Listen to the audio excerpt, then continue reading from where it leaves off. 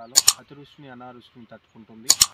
మొక్క యొక్క హైట్ 4.5 ఫీట్లు 3 ఫీట్ల వెడల్పు బ్రాంచెస్తో రెడ్ కలర్ ఫ్లవరింగ్ వస్తుంది. అన్ని రకాల నేలలో వేసుకోవడానికి అనువైనవి. పండ్ల తోటలో మెట్ట సాగులో కూడా సాగు చేయవచ్చు. అన్ని రకాల తెగులను తట్టుకుంటుంది. వేసుకునే విధానం: 1 ఎకరానికి 3 కేజీల విత్తనం మోతాదు.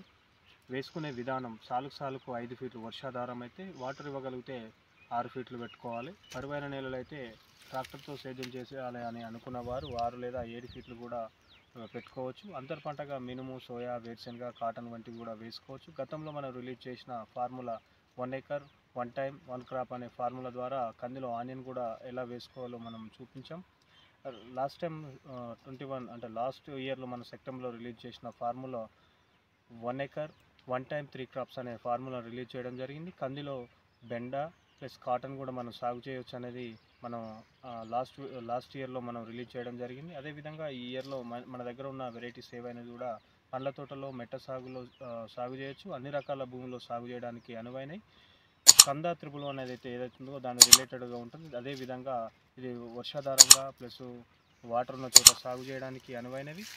హీల్డింగ్ వచ్చేసి వర్షాధారం అయితే 10 నుంచి 12 క్వింటాలు వస్తుంది. వాటర్ ఇవ్వగలిగితే 15 నుంచి 18 క్వింటాలు వస్తుంది. ప్రాపర్గా మెయింటైన్ చేస్తే 21 క్వింటాల్స్ కూడా వచ్చే అవకాశం ఉంది.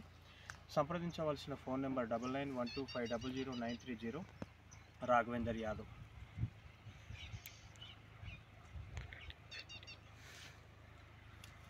ఒక్క కాయలు వచ్చేసి ఇది విశాలమైన కొమ్మలతో కలిగిన బరువైన అంటే దృఢమైన మొదలతో పాటు బలమైన కొమ్మలు వచ్చి అధిక దిగుబడిని అధికంగా కాయలతో అధికంగా వస్తుంది. ఈ యొక్క కాయలో వచ్చేసి గింజలు 5 నుంచి 6 గింజలు ఉంటాయి. మ్యాక్సిమం అయితే 5 గింజలు న్యూట్రియన్స్ పర్ఫెక్ట్ అందుతాయి. లేదంటే 4 నుంచి 5 గింజలు వచ్చే అవకాశం ఎక్కువగా ఉంటుంది.